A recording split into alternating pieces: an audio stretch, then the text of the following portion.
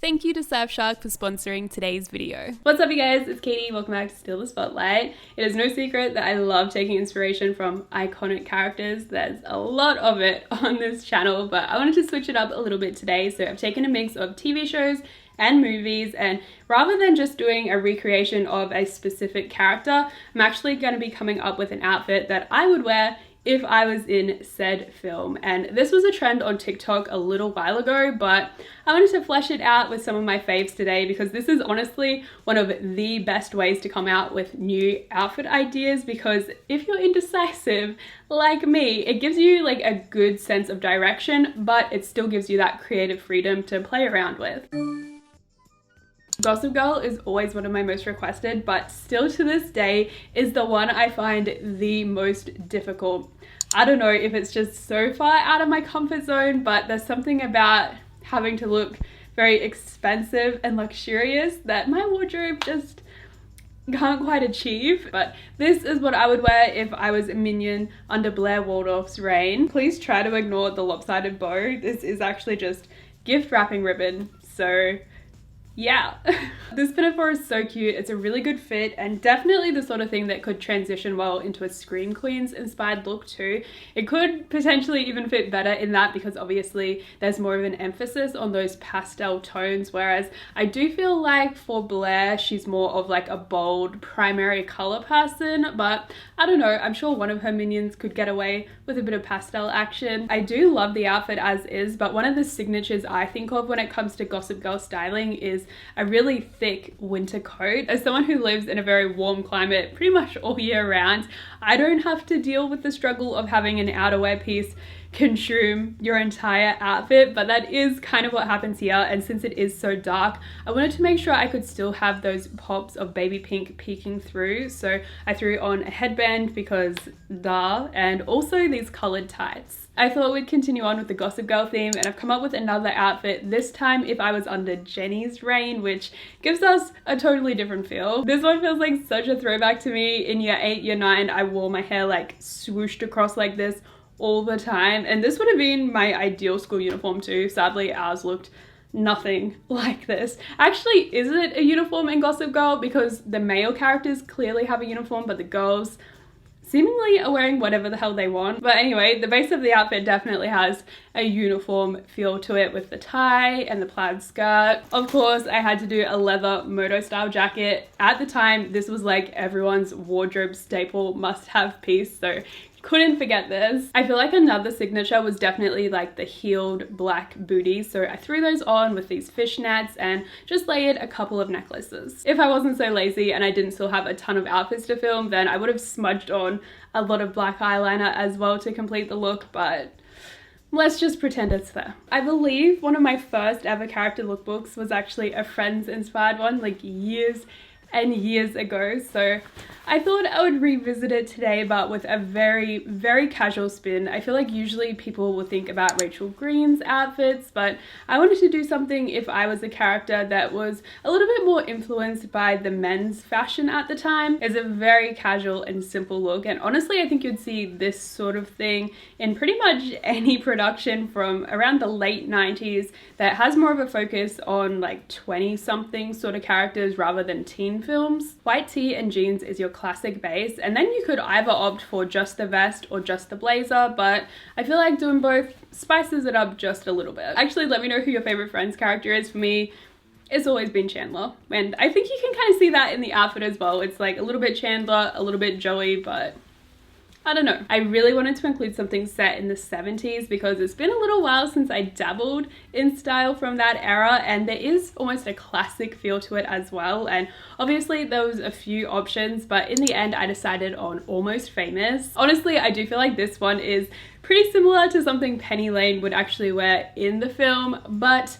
you know what, this is what I would want to wear if I was in the movie as well. Just because she's one of the main characters doesn't mean she's the only one who gets to wear a cool coat. And actually I've seen a lot of outerwear like this popping up more and more on my Pinterest recently, so it's kind of a trending item for this season, along with browns and any earth tones really. So I thought this could actually be quite a helpful one to style if you guys are looking for some inspo on styling those 2021 trends. Because the 70s seem to influence trends more frequently than other decades, except maybe the 90s, I find that it's actually a lot easier to find these sort of pieces at the op shop. So pretty much this entire look is actually thrifted. It didn't feel like we had enough color going on in today's video, which clearly I'm a big fan of, so I thought, hey, let's turn to a cartoon for some inspo, and this is definitely what I'd wear if I was in Totally Spies. They had some of the cutest clothes, and they were always serving you new looks as well, which even as a kid I really appreciated. When I was little, I always wanted to be Clover, and she definitely wore a lot of red and pink, so today I figured I would just combine the two together. And there's actually something about this combo that feels very caricature and cartoonish to me, so it felt perfect, especially when throwing in a more oversized print like this. I feel like in cartoons often they kind of keep it more to block colors. Obviously that's a lot easier to sketch, but I think if there is going to be a pattern, they're going to be drawn quite large. I continued the heart theme with the necklace and the belt. I feel like that was very fitting. She was very like lovesick. I don't know, was she a Libra? I feel like I definitely relate. Had to include the go-go boots, absolutely not up for discussion. This is a must-have to be a Totally Spies character, I feel. Before I get into the next one, I want to give a quick thank you to today's video sponsor, which is Surfshark. Surfshark is a VPN, aka a virtual private network, which if you guys are regulars on my character-inspired lookbooks would know it comes in handy for many a things. My personal favorite is still the fact that it can grant you more access on some of your favorite streaming services. So the version of Netflix you see can be completely different to someone on the other side of the world, but with Surfshark you're able to quickly and easily change your location settings, and then voila, open up your Netflix app and you've got a ton more content to choose from. You can take a closer look at what you're missing out on, whether it's anime, K-dramas, comedies, or something a little bit more nostalgic. And if you're someone who shares your Netflix account with other people, don't worry. Surfshark is actually the only VPN that offers unlimited devices under just one account. Even when you're not just at home binge watching, they still have your back by ensuring your privacy and safety online by protecting all of your personal information. This is such an important feature, especially to someone like me who literally has no data on my phone. So if I'm out and about and I'm trying to get some potentially sketchy public Wi-Fi to use, they've got me covered. At the moment, my code SPOTLIGHT can get you 84% off plus 4 extra months for free. And since Surfshark offer a 30-day money-back guarantee, you can try it all risk-free via the link on screen and down below in the description box.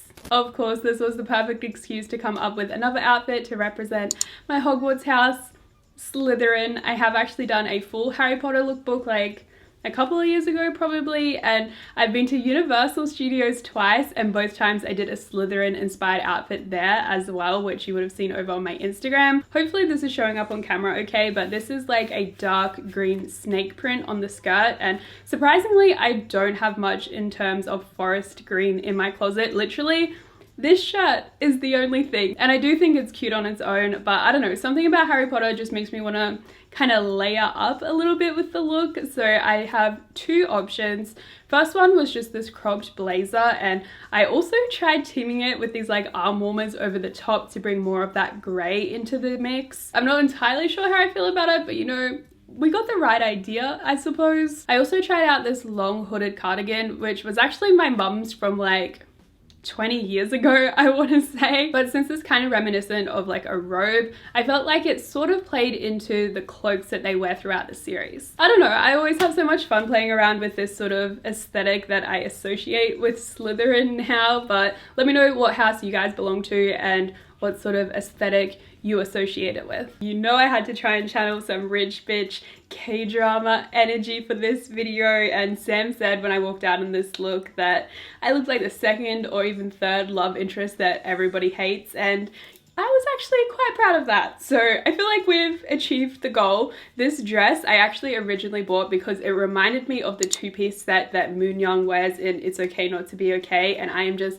absolutely obsessed with her wardrobe in that show, one of my all-time favorites. The beauty of this style is even if you're not 100% sure on the outfit you've put together, trust me, all you really need is a pair of these sunglasses, these more oversized blacked out ones. As soon as you put them on, boom, you're channeling that boss bitch sort of character. So I can definitely see why the stylist team puts practically every female lead in these. I think my take might be a little bit more cutesy than the usual with the pearl bag and the lacy socks, but I brought it all back together with the blazer just draped over the shoulders. I feel like I'm obliged to just flick this around dramatically, but honestly this whole video is so much fun because I feel like I'm styling so many pieces that were in the back of my wardrobe I haven't worn for years. This long floral vest thing included. I thought it would work well for the witchy sort of vibes we needed to be a character in the craft. They definitely had a bit of goth influence to them, especially Nancy's character, but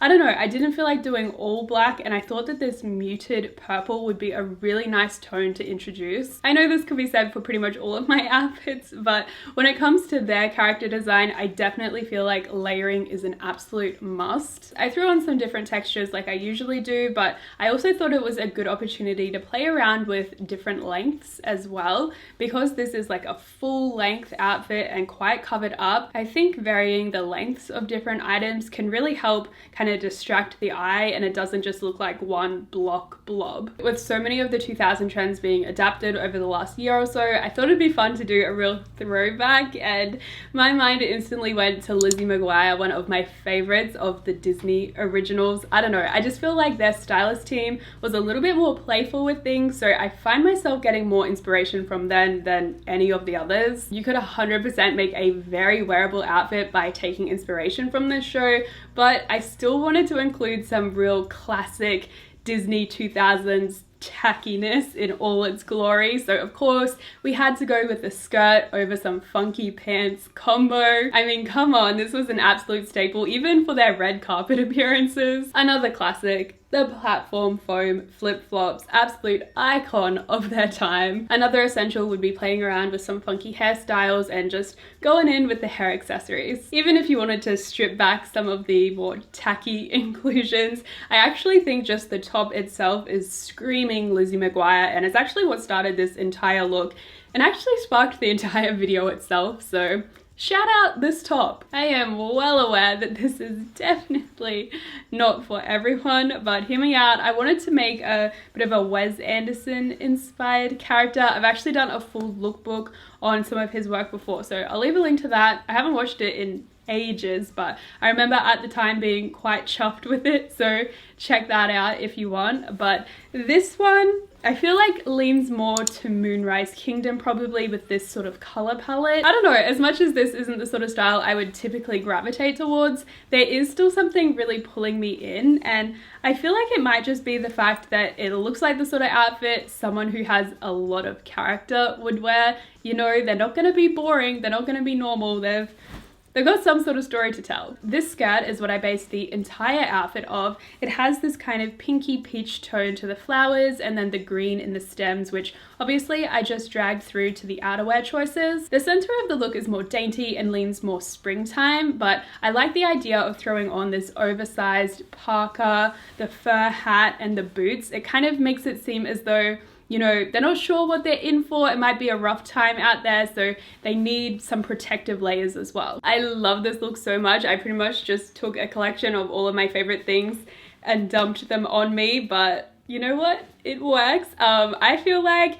I could be a character in maybe something like a Kami Ga Kill. My boyfriend said I look like I could be like the first lead female in Digimon. I don't know, where do you guys think this would fit in? Or also, let me know if you want to see a full video just on what I would wear in different animes. Specifically, I've already got an idea of what I'd want to wear if I was in Bungo Stray Dogs, so I'm dying for a reason to break that out. I feel like the base is pretty consistent with what a lot of anime characters wear, which is like the white blouse, we've got the plaid skirt. Well, actually, this one is shorts, so sorry, no fan service upskirt shots here. And then I'm sure it's no surprise that I gravitated towards the harness, but also the goggles are my favorite anime accessory, just something so wholesome about them to me. We got the long vinyl coat to top things off, and before I put that on I thought maybe I could be a character in Soul Eater, but I feel like with the coat you come in a little bit too much for Maka's style, so I don't know. But yes, this outfit just brings me so much joy, instant serotonin boost. I actually want to be an anime character so I can wear this every day. So those were my takes on some different TV shows and movies. Let me know what you think. If you want to see another part, if you do, make sure that you are subscribed so you don't miss it. And yeah, thank you so much for watching. Hopefully I'll see you next time, or even over on my Instagram, which is at Steal the Spotlight. Bye guys!